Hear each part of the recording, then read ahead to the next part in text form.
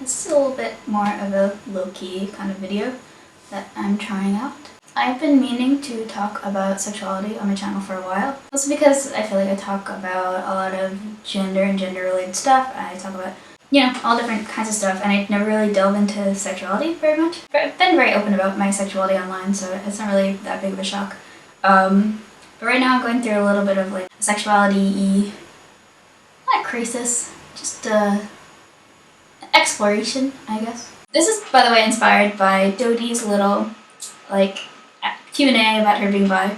I thought it was very sweet and very informative, and it kind of opened my eyes and made me kind of think really complexly about how I feel about using the term bisexual for myself. Because I do experience attraction in some form to girls. I don't really know what that means, but yeah, I'm just gonna take this wherever. So I like guys, and I myself am a guy. There's always been the case that I like guys. I identified as I kind of strayed away from being a straight girl and identified as pansexual for a while, which kind of allowed me to realize, trans people exist and they're more than two genders, and all that good stuff. I started identifying as male, so I thought I was a pansexual dude. And then further along, I don't really feel like I've changed my sexuality at all. I feel like it's been an exploration, it's been an evolution, and yeah, I'm just learning more, so I'm able to use the words to describe myself more effectively. But I don't think it's a result of I don't think my sexuality is changing. I mean, a lot of people do say sexuality is fluid, and I do believe that it kind of goes through things, but I do think it is an evolution, and I think it's a process for a lot of people. And I don't think that there are really phases, because it's just, with the information that you had, that is the conclusion that you came to, and it doesn't make that part of your identity invalid at the time. It doesn't mean you weren't a real whatever. It doesn't invalidate how you identify now. If you're, let's say you're a guy who identified as bi for a while and now identifies as gay. It doesn't mean, and you dated girls in the past, that doesn't mean you're any less gay just because of one, who you've been with, and two, how you've identified. So yeah, I like guys. I like non-binary people. So that already puts me into a category of not strictly liking just one gender. And I thought that was it for me. I thought, girls, I was aesthetically attracted to, and I was sensually attracted to girls. I want to kiss them and hug them and feel their hair because they're pretty, whatever. But I couldn't really see myself developing an actual full relationship with one. And now I don't know. Well, I thought I was just aesthetic for a while, and then now I'm realizing it's more sensual, and now I don't know if that could translate into a romantic relationship or not. A little side note, gay, when I use it, and being attracted to men is not being attracted to cis men. That is a common misconception. That's not what it means. Being a guy, whether he's trans or not, being attracted to guys, whether they're trans or not, is being gay. You're not less gay if you decide to date a trans guy, because trans men are men, and there you go. For a lot of people, it really doesn't have to do with genitalia. So then some people say that they're pansexual even though they aren't attracted to all genders. They just don't really find genitals relevant in their thing, which is kind of my mindset for the most part. For me, it's about how somebody identifies and my feeling towards them. I sent a tweet out saying oh, if you have any I'm going through a little sexuality thing, so if you wanna help me out, you can.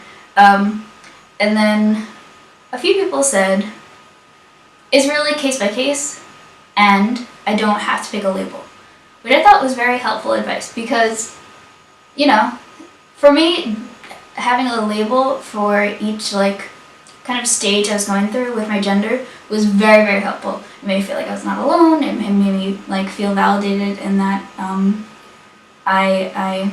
basically made me feel not alone, which is wonderful.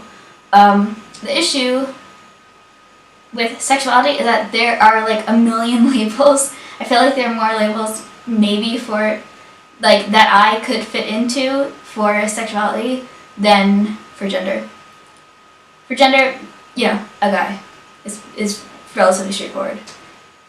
Sexuality, like, for me, the difference between bisexual and pansexual are so, for me they virtually mean the same thing. I understand that people have different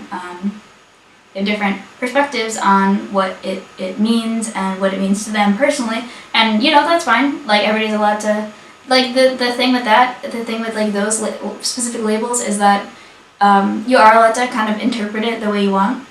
But then some people describe pansexuality as like being attracted to the person, not the gender, or bisexuality is just men and women, which it isn't.